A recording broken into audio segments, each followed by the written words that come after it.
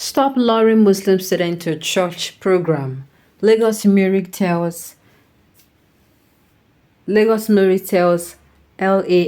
Welcome to the news and thank you for tuning in to listen. Please subscribe to our channel to get notified when we post hot juicy news updates. Please click on the notification bell.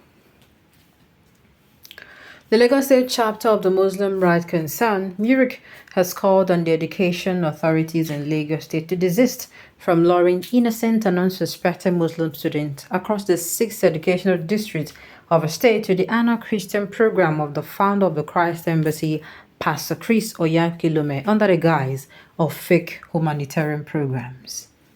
In a press statement released on Thursday, 30th November 2023, by the chairman of MURIC in Lagos State, Dr. Busari Mohammed Jamil Ademola, the Islamic human rights group bemoaned the attitude of the officers of the Ministry of Education in luring students to the program through official invitation.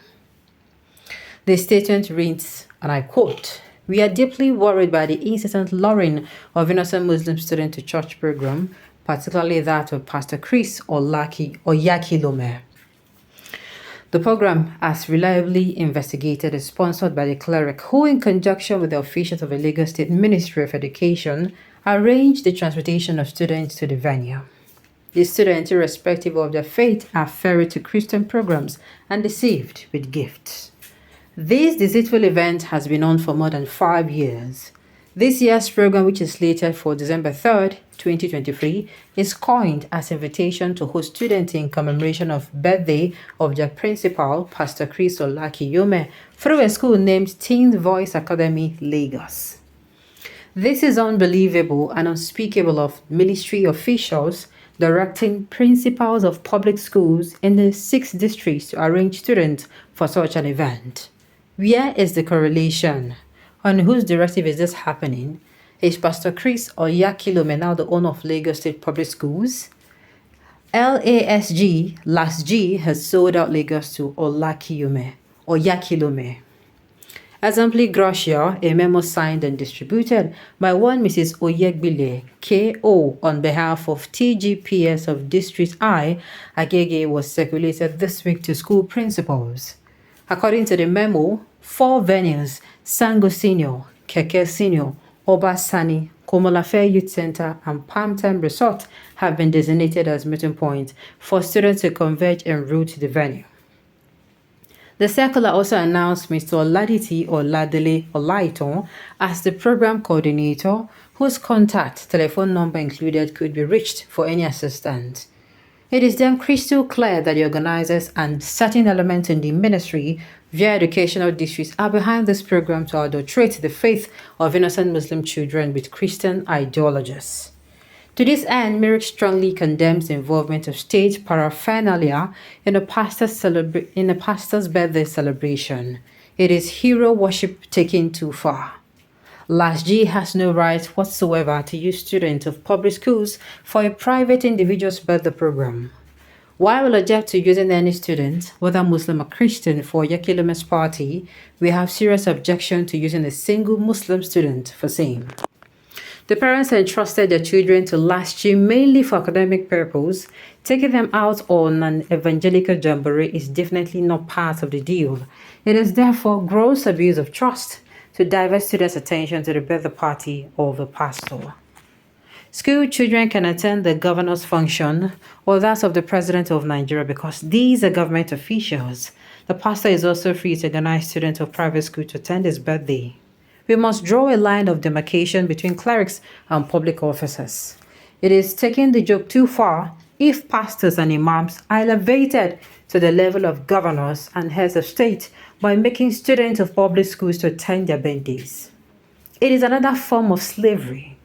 MURIC is therefore calling on the Lagos State government, the State Ministry of Education, and all tutor generals throughout the state to ensure that no single student of Lagos public schools is taken to Oyakhilome's birthday program.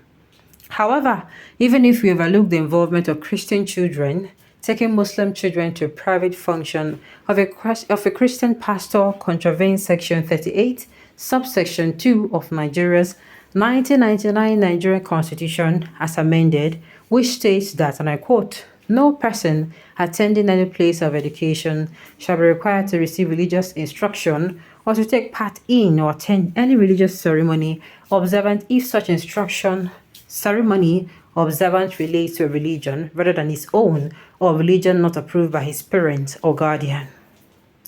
We advise the concerned authority to desist from this unconstitutional act and stop luring Muslim children to Christian programs. The Muslim teachers also are not coerced by school principals and assigned as supervisors to accompany students to church programs. Lastly, we remind our leaders that religion is not by coercion. Our children must be spared of this neo-colonial practice. We are all Nigerians. Live peacefully, and let live. Now, this is what I'm going to say. On this particular issue, I don't think this is a big deal. If you ask me, so far, number one, they don't force those children. This one, you say luring them.